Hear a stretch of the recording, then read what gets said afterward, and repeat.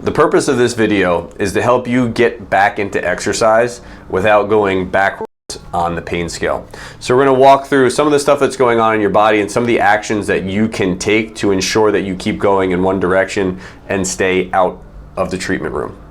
So the first thing that you need to do is let the tissues fully heal, understanding that you're going to be out of pain before the tissues fully heal. It gives you that false sense of security that, oh, I feel like I did before the injury, I can go back to doing what I was doing before the injury. That's not true. That's why we want you pain-free through activities of daily living before we get you back in the gym fully.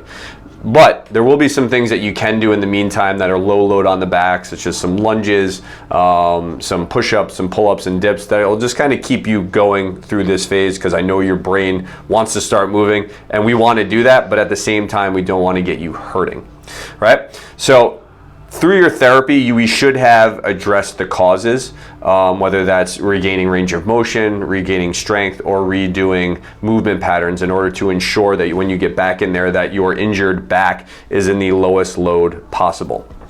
From there, as we start to get underneath the barbell, the kettlebell, so on and so forth, we want to ease into the load. So we want to start with 50% from where we laid off, right? So if I was back squatting 300 pounds for sets of 5, I just want to start with 150. I want to make sure that I'm loading bit by bit, and I can slowly increase that week over week until I get back to where I was. The other thing that we want to do is that we don't want to introduce too many painful or possibly painful movements back at the same time.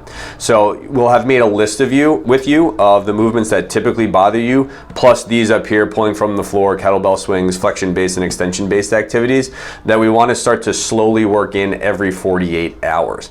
The reason why we do this is if you do all of them at once, we don't know which one is still irritating you and might possibly be dysfunctional.